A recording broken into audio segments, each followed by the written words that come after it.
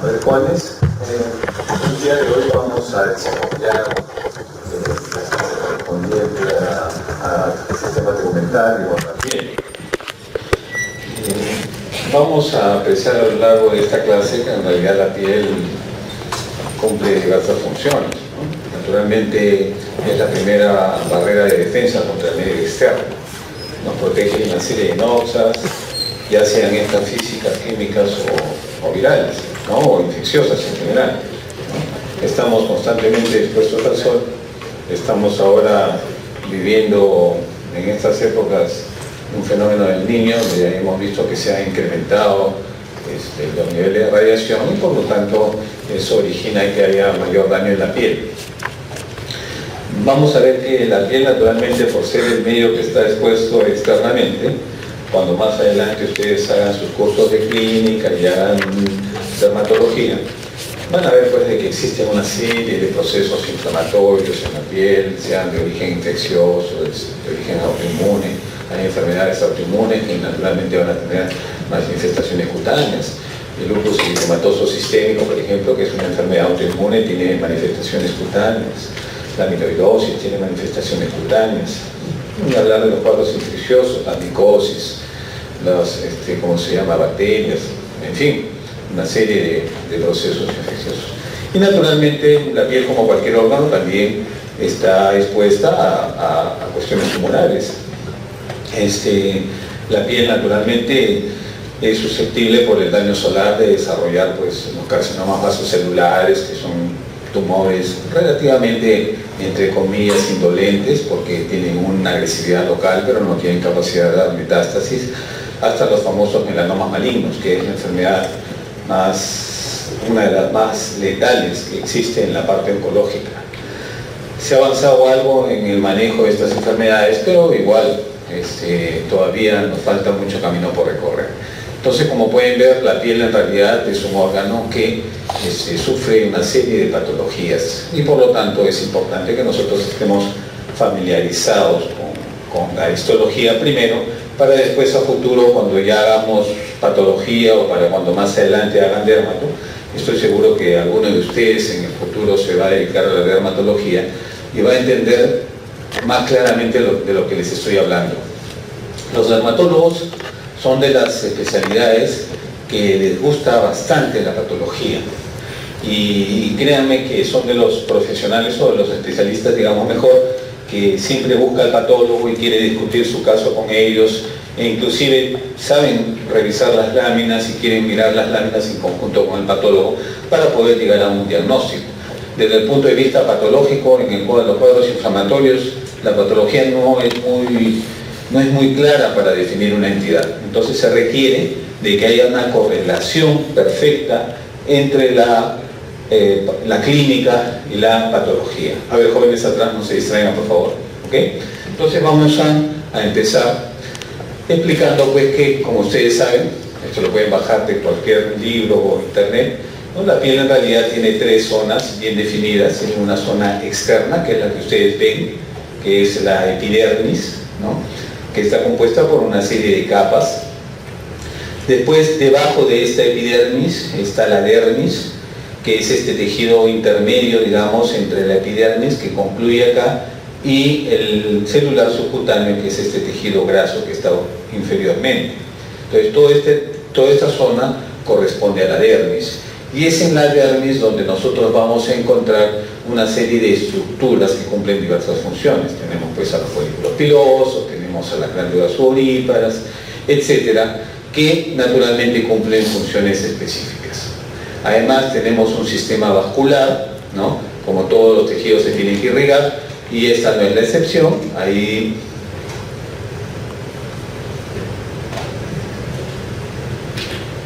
mi puntero debe estar fallando porque le he cambiado la batería, pero bueno, este es un sistema vascular que tiene dos zonas, una zona profunda y una zona superficial. Ustedes pueden ver acá cómo las arterias y venas de pequeño calibre emiten ramas que van a llegar hasta la dermis superficial.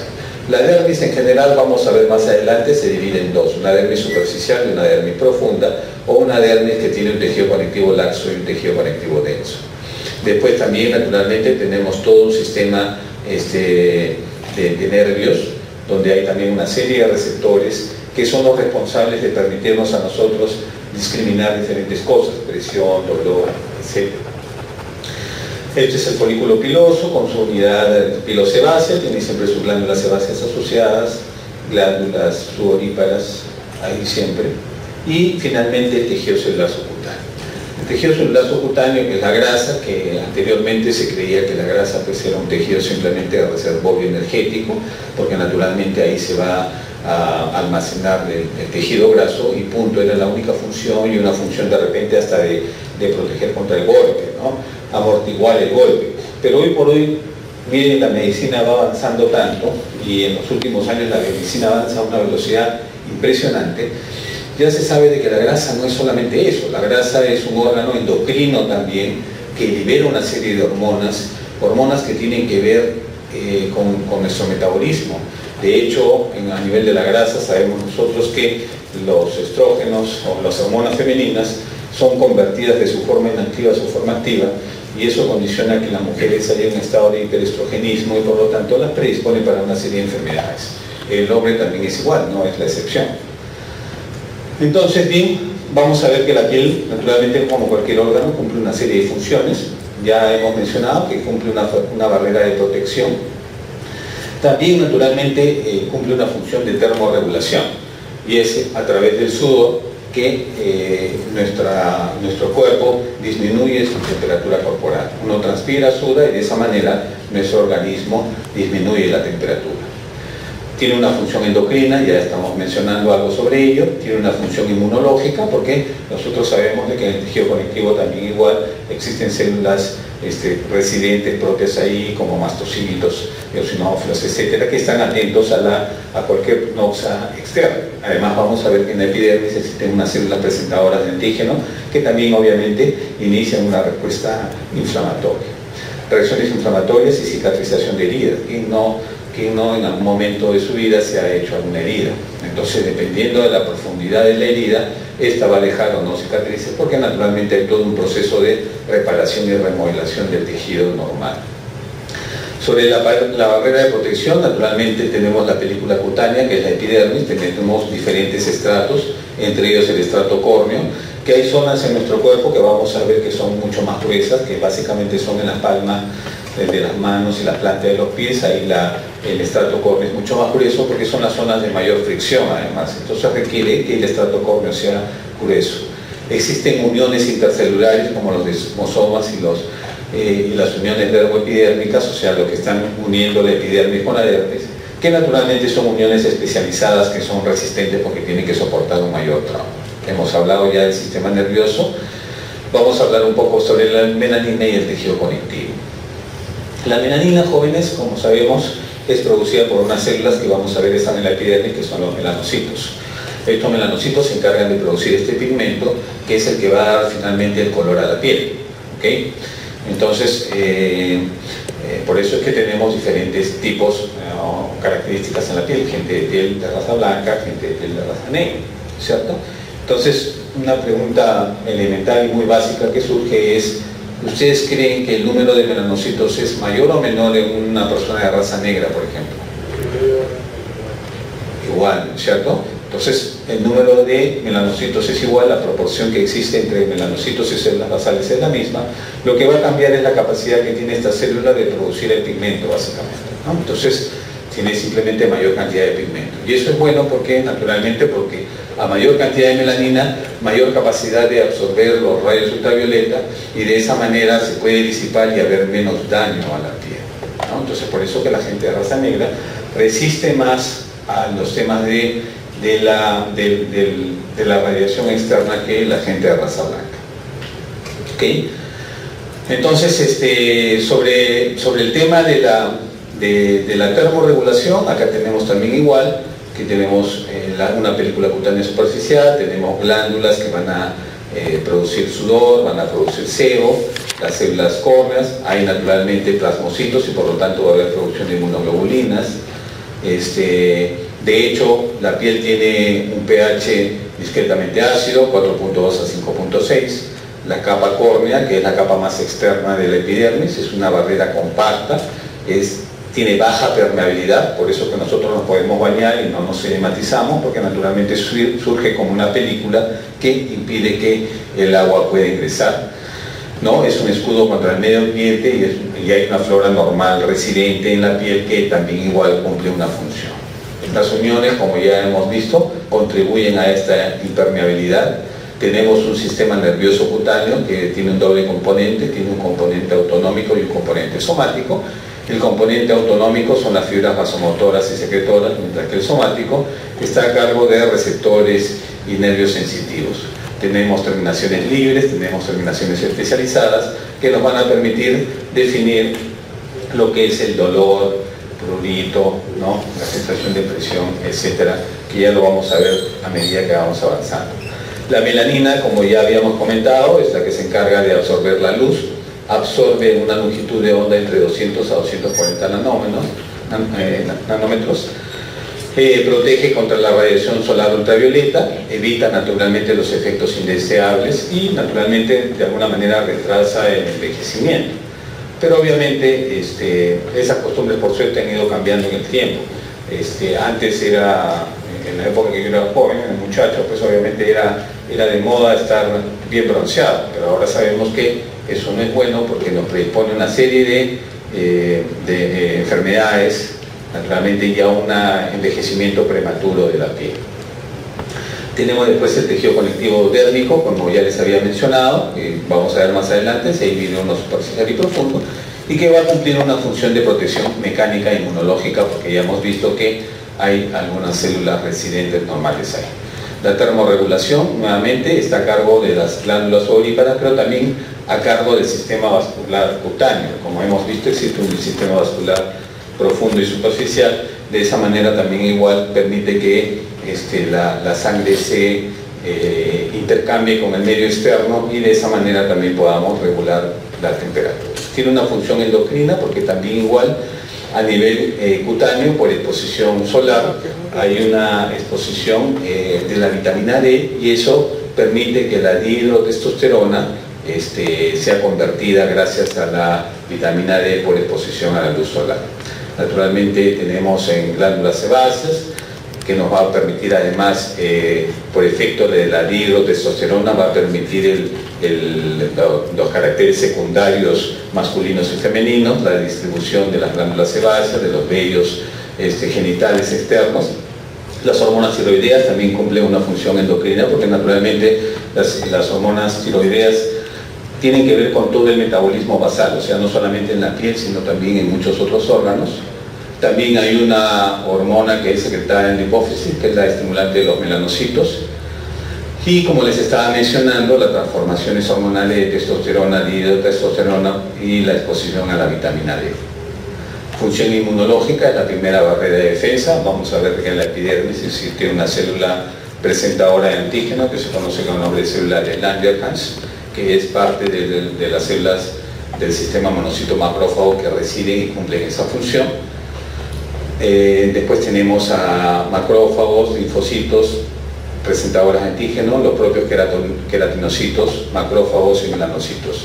La unión dermoepidérmica también cumple una función importante porque también sirve como una barrera de defensa. Reacciones inflamatorias, nosotros sabemos que normalmente en la piel vamos a encontrar a mastocitos, monocitos o macrófagos. Cuando ya han salido de la sangre van a haber linfocitos, basófilos, polimorfonucleares, eosinófilos. También tenemos el sistema de complemento que ya hemos visto que es otro mecanismo de ataque o de defensa contra una anoxia externa. También igual los derivados del ácido araquidónico, vías de la coagulación y la fibrinólisis. Y finalmente tenemos los procesos de la cicatrización de heridas que estábamos comentando, que tiene tres fases, ¿no? Una fase de sustrato, donde hay un componente vascular. Naturalmente, cuando hay una respuesta, una anoxia o una agresión, inmediatamente se encadena un mecanismo de respuesta inflamatoria. ¿Qué involucra eso? ¿Qué involucra la respuesta inflamatoria?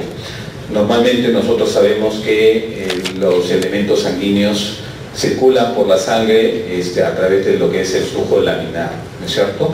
Que significa que todos los elementos formes sanguíneos están circulando por la parte central del vaso.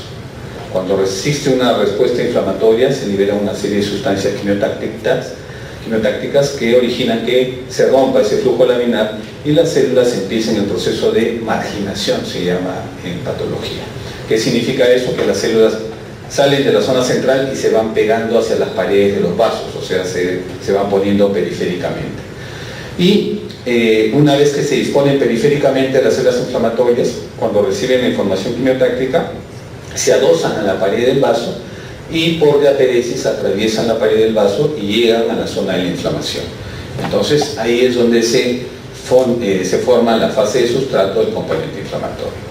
Después hay una fase de proliferación donde los fibroblastos del tejido conectivo empiezan a diferenciarse hacia otros tipos celulares, formando miovasos, formando otras células inflamatorias, formando células basales para que se pueda regenerar la piel en general, ¿no? Proliferan los fibroblastos, el colágeno, hay angiogénesis, o sea, mayor proliferación vascular. Y finalmente la fase de remodelación, que tarda entre 6 a 12 meses, en la cual todo el exceso de colágeno, el exceso de tejido conectivo que pueda haber, trata de disminuir para que más o menos la piel quede casi de la forma normal como estuvo en un inicio. Naturalmente va a depender de la capacidad de reparación de cada individuo. Hay gente que, sobre todo la gente de raza negra, que tiene la característica de hacer cicatrices hipertróficas y por lo tanto a veces pueden formar esas cicatrices grandes que nosotros mal llamamos queloide. Eso no se llama queloide. Queloide es otra patología en la piel, naturalmente, pero que generalmente se da a nivel de retroauricular.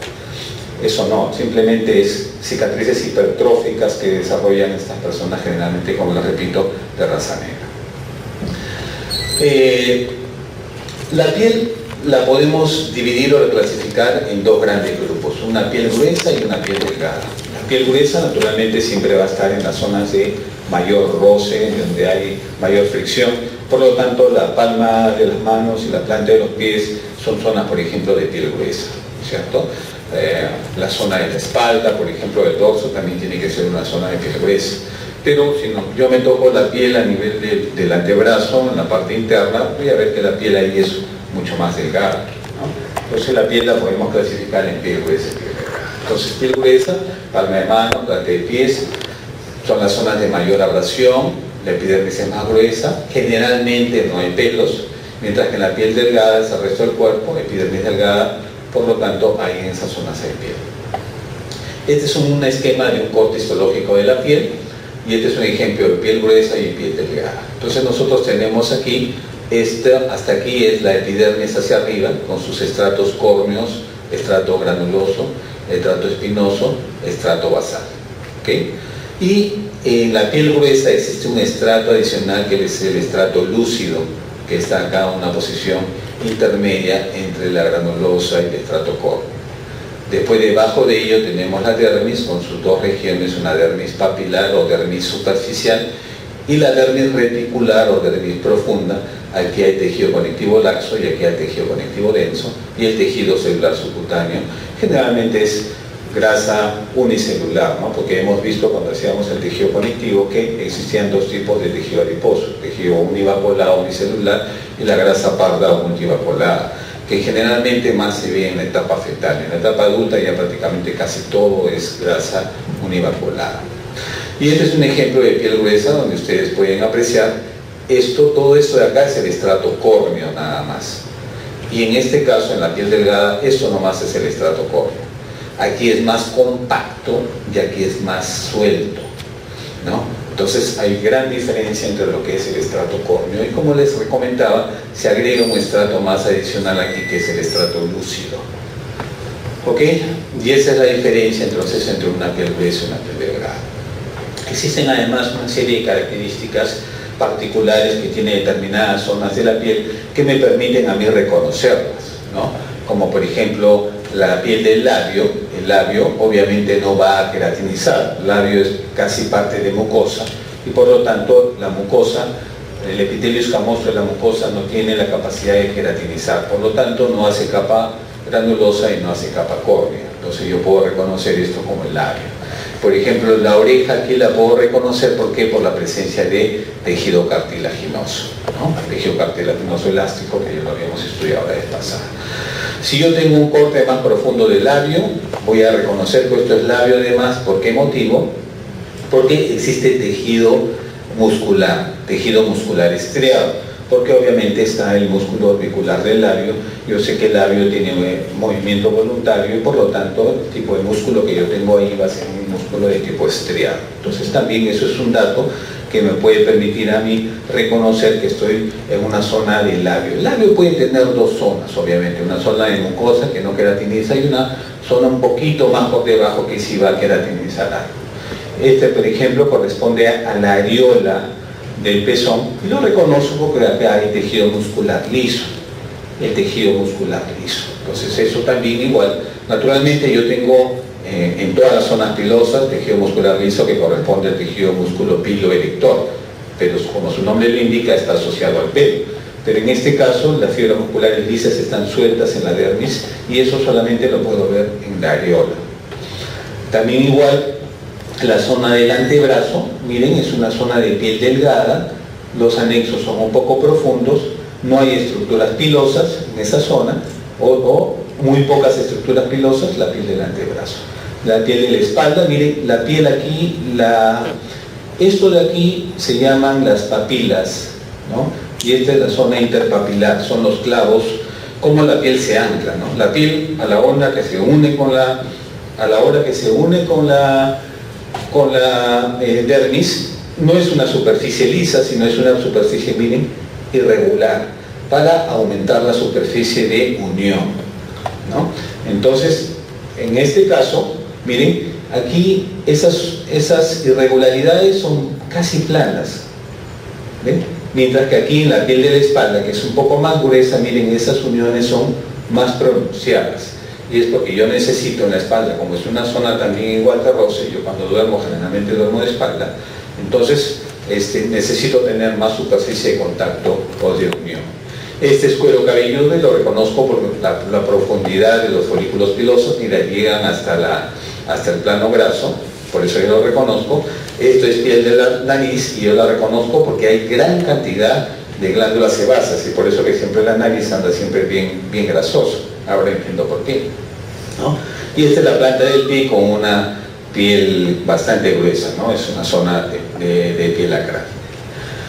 Ok, aquí vamos ya definiendo la dermis superficial, que se caracteriza por un tejido conectivo más laxo, y la dermis profunda porque se caracteriza por un tejido conectivo más denso, ¿no es cierto? Piel laxa, miren, las fibras de colágeno son muy delgaditas, mientras que aquí nomás abajo la piel de la dermis reticular, miren, las fibras de colágeno son mucho más gruesas. Entonces esa es la gran diferencia entre uno y otro. ¿Ok? Ahora este es un esquema para ir reconociendo un poco las células que conforman la epidermis. En principio, obviamente las células más abundantes, representan el 90%, son las células escamosas, los queratinocitos, que son estas células acá, ¿no? Empiezan como células medias cúbicas, pero a medida que van madurando hacia la parte más superficial se hacen completamente planas, ¿no? Y nosotros sabemos que los epitelios reciben el nombre en función del estrato más superficial. Como el estrato más superficial es plano, por eso que esto es un epitelio poliplano, a pesar de que en la parte más inferior se ve como una célula cúbica. Esa es la que produce el que compone la mayor parte de la epidermis y el que produce estas escamas de tejido córneo. La principal función entonces de un queratinocito es producir queratina. ¿Ok? Por otro lado, tengo a otras células, que son estas de acá, tienen un aspecto medio cúbico, un citoplasma claro y tienen unas prolongaciones bien largas, medias, miren, a manera de dedos, mira, bien digitiforme, bien irregular, que son los melanocitos. Los melanocitos, vamos a ver, son células que derivan del neuroectodermo, que migran hacia la epidermis y que tienen la función de producir la melanina. ¿Okay? Entonces aquí tenemos a los melanocitos. La proporción de melanocitos más o menos es un melanocito por cada 50 células basales. Un promedio es más o menos la cantidad o la proporción o la relación. Después tenemos a las células de Langerhans que están en esta posición, miren, más o menos a la altura del tercio medio de la epidermis, ¿no? Ahí se disponen estas células de Langerhans, que como ya les habíamos comentado son las células presentadoras de antígeno. Y después tenemos unas células que no se las ve al microscopio óptico, que son las células de Merkel, que son como las células neuroendocrinas de la piel. Ahí está un poco lo que ya hemos comentado: queratinocitos producen queratina, melanocitos en el estrato basal, células de Langerhans y las células de Merkel, ¿no? Queratinocitos es el tipo celular predominante, sus funciones esenciales son producir la queratina, ¿no? Filamentos intermedios, tonofibrillas, que constituyen el 85% de los queratinocitos. Estos queratinocitos, en los estratos más externos, más superficiales, van a producir los gránulos de queratohialina para dar origen al estrato granuloso, que contiene una serie de proteínas, filagrina y trigohialinas, que son las principales y que están asociadas a estos filamentos intermedios. Los queratinocitos se transforman en células de la granulosa, de ahí se transforman en células cornificadas para dar origen naturalmente al estrato córneo. Y finalmente las células se van descamando, ¿no es cierto? Nosotros sabemos de que las células del epidermis, los queratinocitos, pertenecen al grupo de células conocidas con el nombre de células lábiles, ¿no es cierto? La clase anterior les explicaba que las células pueden ser clasificadas de acuerdo a su capacidad de reproducción en células lábiles, permanentes y estables, ¿cierto? Los queratinocitos pertenecen al grupo de las células lábiles, quiere decir que estas se están reproduciendo constantemente, y más o menos el ciclo es 45 días, entre 30 y 45 días desde que una célula empieza como basal hasta que es descamada en el estrato córneo, ¿no? Bueno, los diferentes estratos, los cuerpos lamelares, etc., ¿no? Entonces es la principal barrera contra el agua. Tiene dos coelementos estructurales muy importantes. Tiene la envoltura celular, que es una capa de proteínas insolubles, ¿no?, depositada sobre la superficie externa de la membrana plasmática, y que contribuyen a esta propiedad que le va a dar resistencia, ¿no? Y tiene una envoltura lipídica, que es una capa de lípidos que está adherida a la superficie celular por enlaces de tipo éster. Los principales componentes son las ceramidas y la acilglucosilceramidas, ¿no? Estas ceramidas son importantes para la transmisión de señales, para la diferenciación de las células, desencadenan la apoptosis y reducen la proliferación celular. Los melanocitos son estas células de acá, miren, son células que tienen un núcleo, se disponen en principio en la zona basal, tienen un núcleo un poco alargado o redondo y tienen un halo claro alrededor. Este es otro melanocito, este es otro melanocito, ¿ok? Son células dendríticas que se originan de la cresta neural. Su principal función es la producir la melanina y naturalmente es la que va a dar el pigmento a la piel, a los ojos, al cabello. La melanina puede ser de dos tipos, puede ser la eumelanina, que es el que da un color marrón a parduzco, y la feomelanina, que es un pigmento rojo amarillento. Y es la combinación entre la eumelanina y la feomelanina que es el que va a dar al final el color de la piel a un individuo. ¿Ya? Ambas formas son producidas a partir de la tirosina de reticulina endoplásmico rugoso. Naturalmente todo esto tiene una regulación, y esta regulación va a ser a través de la hormona estimulante de los melanocitos. Estos melanocitos tienen, por ser de origen de la cresta neural, tienen ciertos receptores en la superficie, así como los linfocitos. Todas las células en nuestro organismo tienen una serie de receptores en la superficie que permite identificar de qué tipo celular es, ¿okay? Entonces, en el caso de los melanocitos, yo puedo utilizar una coloración de histoquímica que es la de Fontana-Monzón, y que me va a permitir, si da positivo, reconocer que ese es un melanocito. Y existe un método de inmunohistoquímica. ¿Qué cosa es la inmunohistoquímica? La inmunohistoquímica es una reacción antígeno-anticuerpo, en la cual yo le agrego un anticuerpo a la célula, y si tiene el antígeno correspondiente se va a producir la reacción. Entonces, si esta célula a la que yo le agrego el anticuerpo reacciona contra alguno de estos marcadores, quiere decir de que esta célula es un melanocito. ¿Cuáles son estas? Las más importantes: la proteína S100, el melan-A y la HMB45. Estas tres células, o estos tres, marcadores, son los más importantes para reconocer a un melanocito como tal. ¿Por qué es importante eso?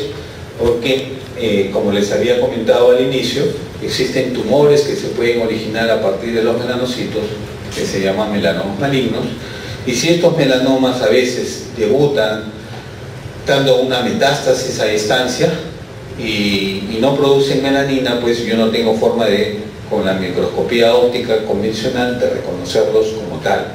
Entonces, si yo le hago marcadores para proteína S100, para melana A y HMB45, y esas células tumorales me dan positivo, yo sí puedo decir entonces que ese tumor se trata de un melanoma maligno. Entonces, esa es la importancia por la cual utilizamos esos marcadores. La estructura de melanocitos son citoplasma atrio y palio, te presentan melanosomas en el citoplasma, ausencia de clonofibrillas y desmosomas, por lo tanto no son células córneas.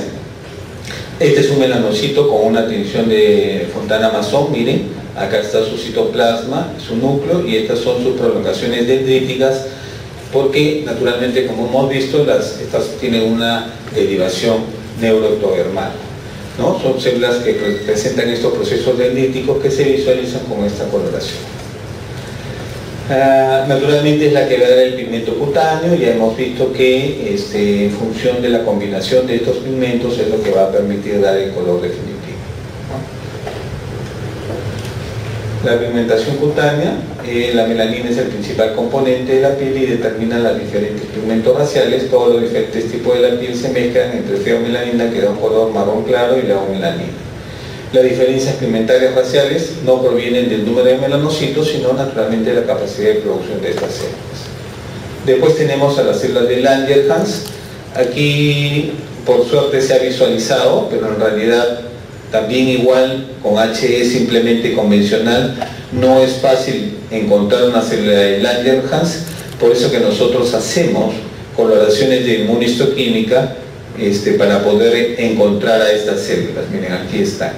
Estas son las células de Langerhans, que más o menos representan el 2 a 8% de las células de la epidermis, y se caracterizan a nivel de microscopía electrónica por la presencia de estos gránulos, los gránulos de Birbeck, que son unos gránulos que tienen una forma de raqueta. Miren. Esto como si fuera la parte de la malla de la raqueta, y esto como si fuera el bastón de la raqueta, ¿no? Entonces tienen esa forma como de una malla de raqueta. Se caracterizan porque también presentan marcadores, las podemos identificar por proteína S100. Este marcador es compartido, por ejemplo, con los melanomas, pero naturalmente la célula de Langerhans no va a expresar ni melana ni HMB45, pero sí expresa otros marcadores como el CD1A, la langerina, el receptor FC de la inmunoglobulina.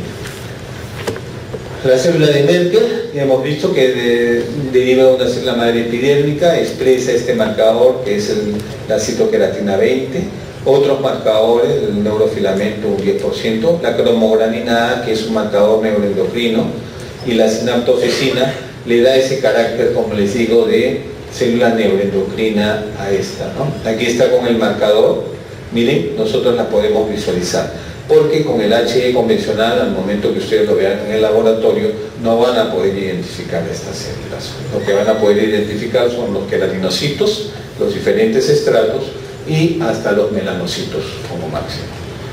¿Ok?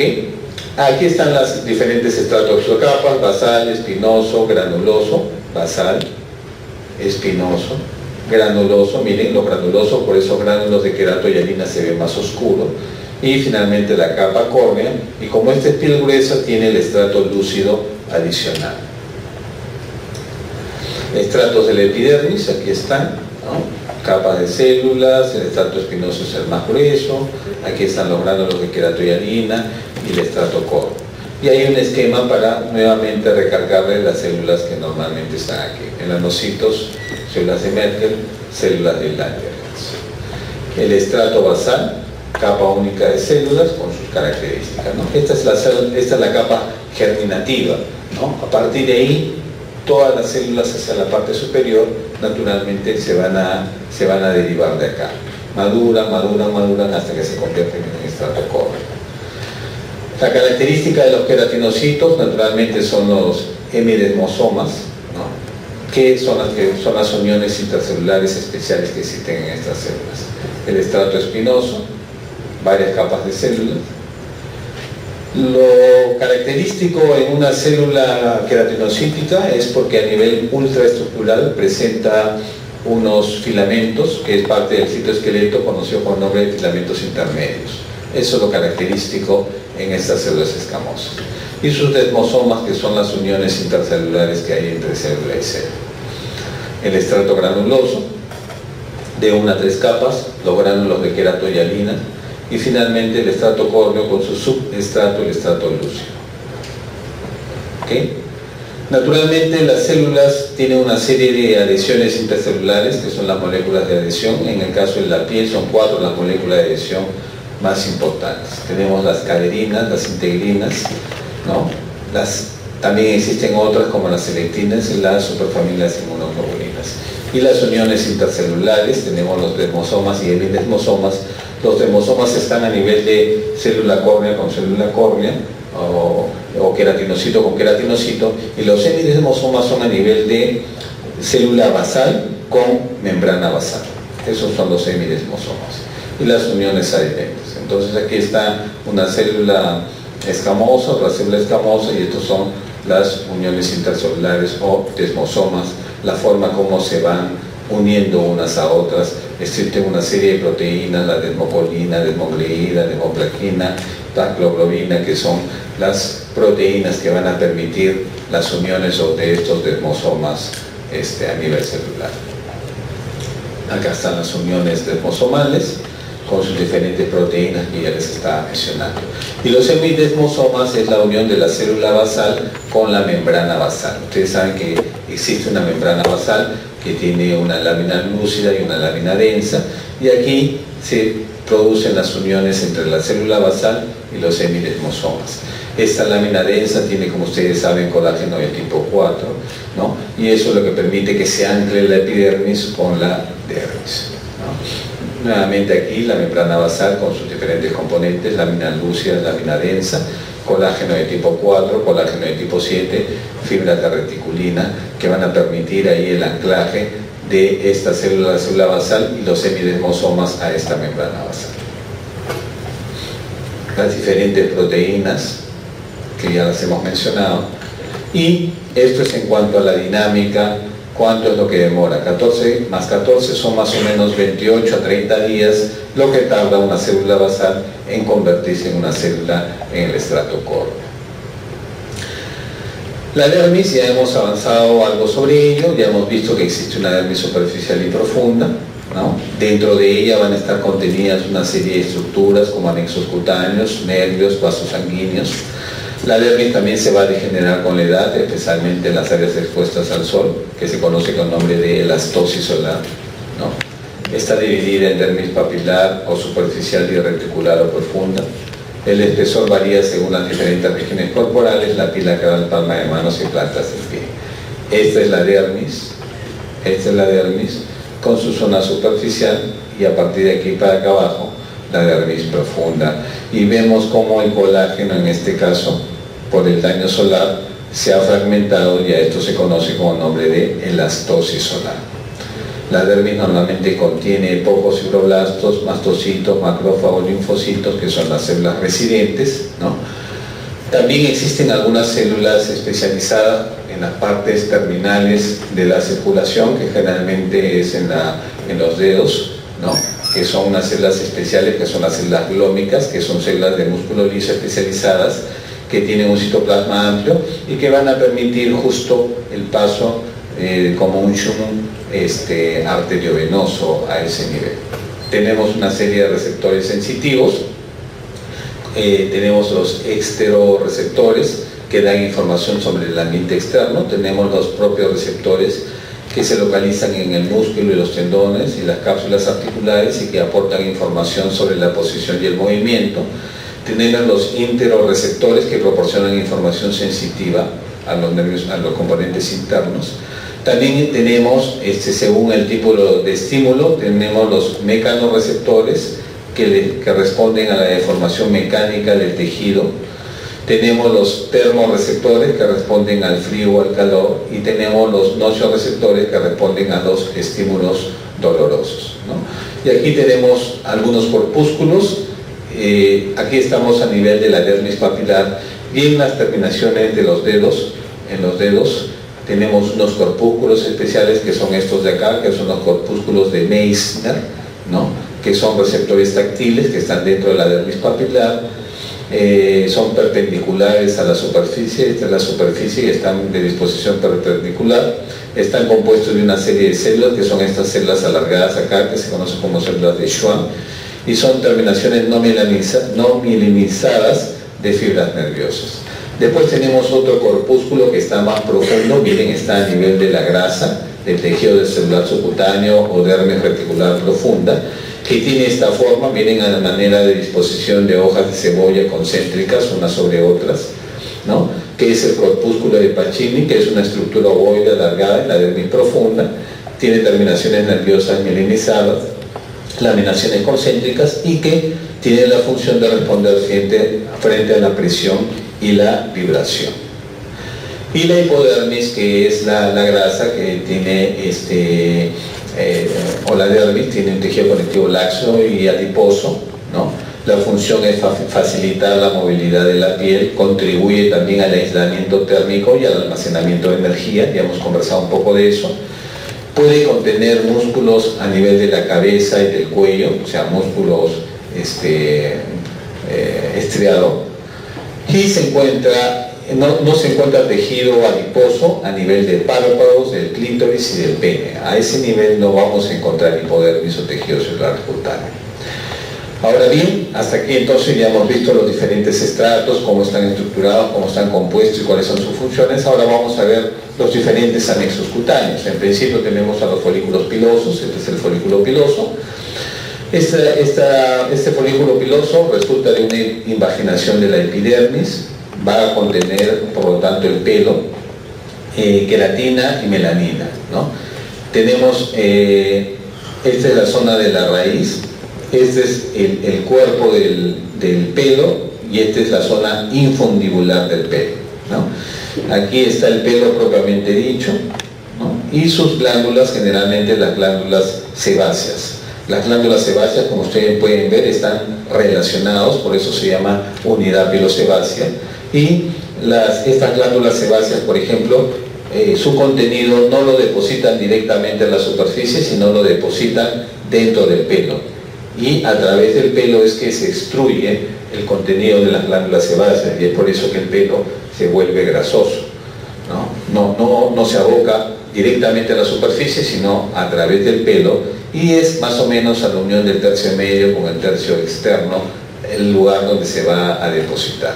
Esta es una glándula de secreción holocrina, ¿no? O sea, quiere decir que toda la célula completamente se destruye para botar su contenido. Entonces tenemos la papila dérmica, que es una invaginación del tejido conectivo dentro del bulbo. Tenemos la matriz, que es la capa germinativa adyacente a la papila dérmica. Tenemos la glándula sebácea y el músculo piroelector, que es este de acá. Este músculo piroelector lleva información sensitiva, porque nosotros sabemos que, por ejemplo, cuando nos cogen de improviso y inmediatamente nos ponemos en alerta, los pelos inmediatamente, este músculo se contrae y los pelos se ponen erectos, ¿no? Esto es en la estructura a nivel de la raíz. Tiene una serie de capas el folículo piloso. Acá está el tejido celular subcutáneo, tiene una matriz, naturalmente también igual acá está el bulbo piloso. Acá hay gran cantidad de melanocitos que van a ir produciendo, y naturalmente aquí van las células de queratina y van formando la estructura del pelo. Hay un tejido conectivo que va rodeando a la estructura del pelo. Tiene una serie de capas, ¿no? Una serie de capas, una vaina radicular externa, una vaina radicular interna, y propiamente el pelo hacia la parte central con sus zonas cuticulares, etc. Después tenemos a las glándulas sudoríparas. Son más o menos alrededor de 2,5 millones por persona. Estas pueden ser de dos tipos, glándulas ecrinas y glándulas apocrinas. Las ecrinas se caracterizan porque generalmente están más en las palmas de las manos, en las plantas de los pies y la frente, mientras que las apocrinas están generalmente en la región de la axila y de la ingle, ¿no? Estas glándulas apocrinas generalmente al momento que secretan o eliminan su secreción tienen un olor característico a nivel axilar, y es porque ahí normalmente hay una flora bacteriana residente que es lo que va a originar de que el sudor tenga el olor característico, a veces de acuerdo al individuo, ¿no? Las glándulas ecrinas y apocrinas. Las glándulas ecrinas, aquí están, miren, esta es la zona de los acinos propiamente dicho. Hay una zona donde están los acinos, donde se produce propiamente la secreción, y naturalmente va a haber una serie de va a haber un conducto excretorio, ¿no?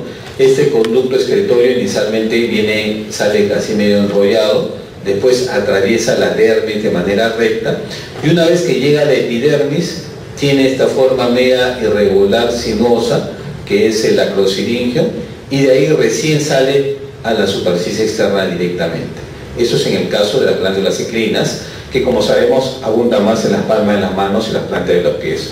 O sea que las glándulas ecrinas eliminan su secreción directamente a la superficie, porque obviamente en la palma de las manos, planta de los pies no hay pelos. Pero en el caso de las glándulas apocrinas por encima de las glándulas sebáceas ingresan su secreción y salen conjuntamente también con el pelo. ¿Ok? Ese es el acino. Miren, estos son las células secretoras. Tienen sus capas, dos capas, una capa de células secretorias y una capa de células basales. Tienen que ser células basales con capacidad contráctil mioepitelial, porque al momento que se contraen facilitan de que la secreción vaya hacia la parte externa. ¿Ok? Y acá están entonces los acinos, y estos son los conductos a través del cual, como ya les había mencionado, va a salir el sudor hacia la superficie. Miren, acá están los acinos, sus conductos tienen una porción intradérmica, una porción intraepidérmica, hasta que finalmente salen a la parte externa. En esta zona es recta y en esta zona es un poco irregular, que es el acrosiringio. Acá están los acinos de las glándulas ecrinas. Normalmente se disponen así en lóbulos, que está compuesto por varios acinos.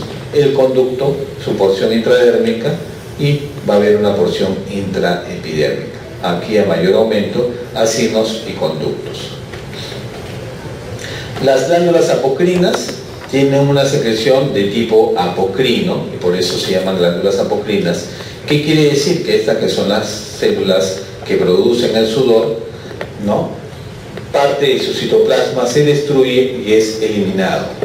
No se destruye la célula completa como en la glándula sebácea, sino que la parte apical de la célula se destruye, y eso constituye la secreción de la glándula apocrina. Miren, la zona apical nomás es la que se destruye. ¿Ok? También igual tiene sus células epiteliales y sus células basales, aquí con una coloración especial de inmunistoquímica para poder identificar mejor a esas células basales, que naturalmente, gracias a su capacidad de contracción, facilitan la excreción de estas células apocrinas. Las glándulas sebáceas sintetizan el sebo, permiten lubricar y proteger el pelo. La secreción glandular es de tipo holocrino, como ya les había mencionado. Eso significa que toda la célula se destruye, y una vez que toda la célula se destruye, el contenido es depositado en el pelo, y es a través del infundíbulo folicular donde se elimina esa secreción, ¿no? Abundan naturalmente en el cuero cabelludo, obviamente, ¿no? Ahí son más grandes, numerosas, y más o menos en promedio representan 400 o 900 por centímetro cuadrado. Aquí a mayor aumento, ustedes pueden ver acá está la capa basal o germinativa. A partir de aquí se van produciendo las células sebáceas, y estas células sebáceas, en la medida en que se van acercando al pelo, van a ser destruidas y todo el contenido eliminado por el pelo. Es abundante también en la zona de la nariz, ya hemos comentado eso anteriormente. ¿Okay? El sistema vascular son dos plexos, un plexo superficial y un plexo profundo. El plexo profundo son vasos más gruesos, aquí son vasos más delgados, ¿no? Aquí están los shunts arteriovenosos, ¿no?, las células, ¿cómo se llaman? se me fue el nombre, ahorita me acuerdo, pero estos son los dos sistemas, uno profundo y uno superficial, y ambos sistemas están interconectados. Ese sistema es el que permite también igual intercambiar con la temperatura externa y de esa manera disminuir la temperatura corporal. Ya me acuerdo, bueno, acá está mencionado, son las células glómicas que son las células que ayudan para los shunts arteriovenosos, o sea, el intercambio entre el sistema arterial y venoso. Finalmente, otro anexo lo constituyen las uñas. Las uñas son también igual, básicamente células escamosas que han llegado a un nivel de queratinización máxima, y como se han queratinizado al máximo, adquieren esa dureza característica y propia de las uñas, ¿no? Ya está, la uña tiene una zona de la raíz, aquí es la forma donde se va a originar la uña, su raíz, la matriz, y ahí como progresivamente la uña va creciendo y va cubriendo todo el lecho ungueal. Naturalmente la mayor parte, que es esto de acá, lo constituye la queratina, que en este caso, en el caso de la uña, está súper concentrada, tiene bajo contenido de agua a este nivel, y por ese motivo es que adquiere una dureza impresionante. Y finalmente, ya para concluir, una de las glándulas anexas más grande en la piel lo representa el tejido mamario. El tejido mamario, naturalmente, en la mujer, por las características propias, es más desarrollada que en el hombre. En el hombre no desarrolla, involuciona, y por eso es que solamente queda un rudimento de tejido mamario, pero también el hombre posee tejido mamario, ¿no? Rudimentario. Esta es la mama, tiene una serie de lobulillos que son estos histológicamente. Acá están los acinos y una serie de conductos que estaría como por acá a este nivel, que son las unidades ductolobuliares terminales, que son estas acá, ¿no? Que son donde se van a producir la leche por estímulo, pues naturalmente, de la prolactina. Producen la leche o el calostro, y esto es expulsado por estos conductos. Estos conductos se van juntando, se van conjuntando hasta formar los conductos galactóforos terminales, y finalmente salen a través del pezón. Estas células son dos tipos de células, igual que las glándulas sudoríparas, son células epiteliales y células basales. Las células basales tienen la función de contracción, y existen dos tipos de tejido conectivo. Un tejido conectivo laxo, que es el tejido, no sé si ustedes notan que alrededor de estos acinos o conductos el colágeno se ve un poco más claro, pasa más la luz, porque el tejido conectivo alrededor de estos es laxo, mientras que el tejido conectivo aquí afuera se ve más oscuro, porque es tejido conectivo denso. ¿Por qué es importante eso? Porque estas células, así como el tejido conectivo especializado, que es el tejido conectivo laxo, tienen receptores hormonales, llámese receptor de estrógeno y progesterona. Las mujeres saben, a diferencia naturalmente del hombre, las mujeres pues tienen regularmente el ciclo menstrual. Ese ciclo menstrual no solamente origina cambios a nivel del útero, sino también origina cambios a nivel de la mama, porque naturalmente, si se produce un embarazo, todo tiene que ir desarrollando en paralelo. Entonces, estas células y este tejido conectivo tienen receptores hormonales para estrógeno, para progesterona, y de esa manera también el tejido mamario se prepara para un eventual embarazo, si es que se diera, ¿no? Y es por eso que la turgencia de la mama, las mujeres lo saben, cambia de acuerdo a la etapa del ciclo menstrual, si es antes o después de la ovulación, ¿no? Entonces, este tejido mamario tiene una serie de conductos que se van a juntar en los senos galactóforos, y de ahí van a abocarse por el pezón hacia la parte externa. Está formado por glándulas dispersas, en muestra más tejido fibrodiposo. El parénquima mamario está compuesto entre 12 a 20 lóbulos. Cada lóbulo está rodeado por tejido adiposo con tabiques fibrocolágenos, y tenemos el ligamento suspensorio Cooper, que eso está básicamente un tejido conectivo, banda fibrocolágena adherida a la piel, que es esta de acá, ¿cierto? Y que va a sostener el lóbulo mamario. Estos son los conductos galactóforos, es un conducto principal, y como habíamos mencionado, hay bastante tejido muscular liso a este nivel, a nivel del pezón. Miren, el seno galactóforo es un poco más dilatado y hay una secreción media lechosa que se puede apreciar, y así se ve en el corte histológico, ¿no? Y este es a mayor aumento un conducto mamario donde están las células epiteliales y las células basales. Ese es el acino mamario donde están las células acinares y las células basales externamente. La secreción mamaria está compuesta de calostro, que generalmente dura más o menos los 2 a 3 primeros días, contiene alto contenido de proteínas, vitamina A, que es la vitamina secretora, sodio, cloro, linfocitos, se refiere también a algunas inmunoglobulinas, células de defensa. La leche naturalmente contiene minerales, electrolitos, carbohidratos, proteínas, etc., ¿no? El lobulillo mamario, ¿no? Este es el lobulillo mamario, esta acumulación de conductos terminales. Algunos lobulillos se localizan en el tejido fibrocolágeno, ¿no? Entonces, básicamente más de lo mismo. En el hombre, básicamente lo que va a existir son conductos. Los acinos se atrofian completamente porque obviamente no tienen la función de producir leche, ¿no? Sin embargo, algunos individuos, algunos hombres, cuando tienen una secreción hormonal de prolactina anómala, patológica, porque tienen un tumor en la hipófisis o por lo que sea, origina liberación de hormonas femeninas, y en algunos hombres puede crecer un tumorcito en la mama, ¿no? Que es un tumor benigno, pero es producto de que hay una secreción hormonal que está originando la estimulación del crecimiento mamario en el hombre, y eso naturalmente es patológico. ¿Okay? Listo, jóvenes. Entonces, hasta aquí hemos terminado. No sé si tienen alguna pregunta, alguna duda sobre el piel.